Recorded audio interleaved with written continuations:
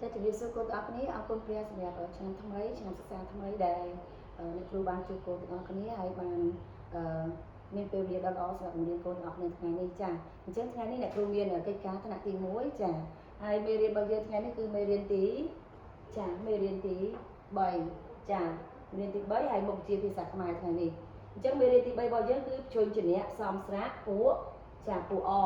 ចាអញ្ចឹងពួកអថ្ងៃនេះនៅក្នុងមេរៀនរបស់យើងគឺមានជួយជំនះកនិងខចាហើយដែលឡែកថ្ងៃនេះគឺអ្នកគ្រូបានជ្រើសរើសយកតែពាក្យក្នុងជួយជំនះខមករៀនកូនថ្ងៃនេះសិនហើយថ្ងៃបន្ទាប់យើងនឹងរៀនពាក្យដែលផ្សំជាមួយនឹងជួយជំនះខបន្តទៀតចាអញ្ចឹងថ្ងៃនេះអ្នកគ្រូនឹងលើកយកស្រៈចំនួន5ចាដែលផ្សំជាមួយនឹងជួយជំនះខ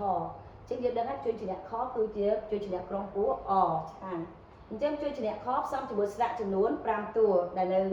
ទីនេះអ្នកគ្រូសូមអានស្រៈម្ដងមួយសម្រាប់បង្ហាញកូនចាស្រៈទី1នេះយើងអានថាស្រៈអ៊ូស្រៈទី2យើងអានថាស្រៈអែស្រៈទី3យើងអានថាស្រៈអោស្រៈទី4យើងអានថាស្រៈអាំហើយស្រៈទី5នេះយើងអានថាស្រៈអាចាអញ្ចឹងស្រៈនៅក្នុងមេរៀនរបស់យើងស្រៈមានចំនួន23តួប៉ុន្តែអ្នកគ្រូសូមលើកយកតែ5តួផ្សំជាមួយនឹងជួយជំនះខថ្ងៃនេះចាហើយនៅខាងក្រោមនេះគឺជាពាក្យទាំង5ដែលអ្នកគ្រូបានផ្សំជាមួយនឹងជួយជំនះខអ្នកគ្រូនឹងប្រកបឲ្យកូនទាំងអស់គ្នាបានស្ដាប់ហើយកូនបានចូលរួមជាមួយអ្នកគ្រូទាំងអស់គ្នាចាអញ្ចឹងពាក្យទី1របស់អ្នកគ្រូគឺពាក្យថាខួរចាខួរអញ្ចឹងខួរនេះគឺមកពីជួយជំនះខចាយើងបានជួយជំនះខចាជួយជំនះខហ្នឹងផ្សំជាមួយនឹងស្រៈអ៊ូចាជួយជំនះខផ្សំជាមួយស្រៈអ៊ូយើងអានថាខួរឬក៏សូខួរចាអញ្ចឹងខួរកន្លែងនេះគាត់ដឹងអត់ចាតកតូនជាមួយនឹងបច្ចុប្បន្ននេះយើងឃើញថាមានអ្នកដែលចូលចិត្តញ៉ាំសឡម្ជូរខួរក្តាមចាអញ្ចឹងគឺគេយកក្តាមមកគេបកសម្បកហើយគេយកទៅបុកវាឲ្យបែកទៅហើយគេពូតយកខួររបស់វាហ្នឹងទៅស្លម្ជូរចាម្ជូរខួរក្តាមចាអញ្ចឹងខួរកន្លែងនេះគឺចង់សម្ដៅទៅលើខួរចាខួរក្តាមដែលគេយកទៅស្លចាពាក្យទី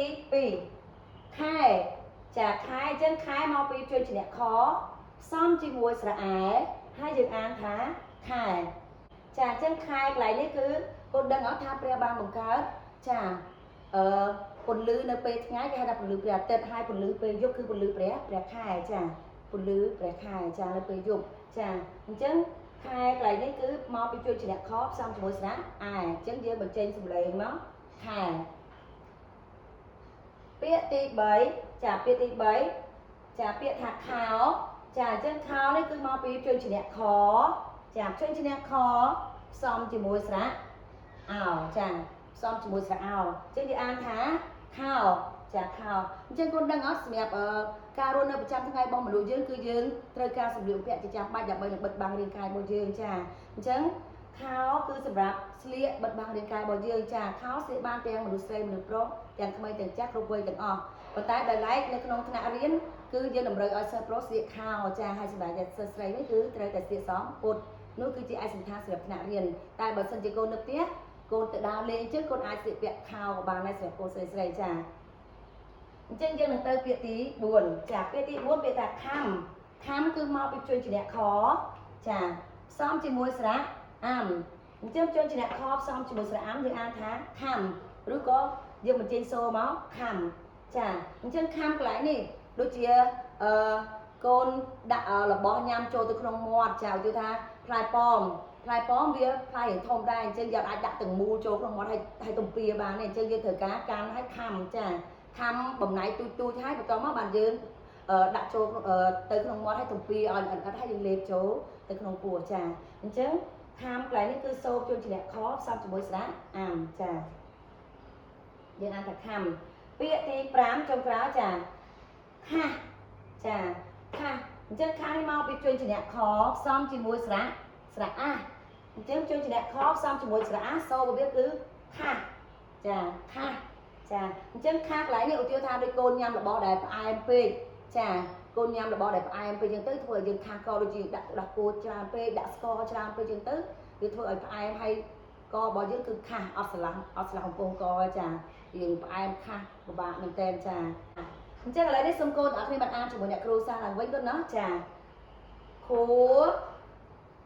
ខផ្សំជាមួយស្រៈអ៊ូយើងអានថាខួរខ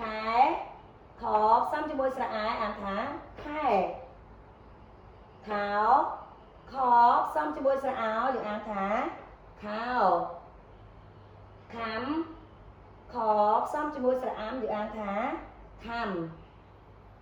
ថាខซ่อมជាមួយស្រៈអាយើងអានថាថា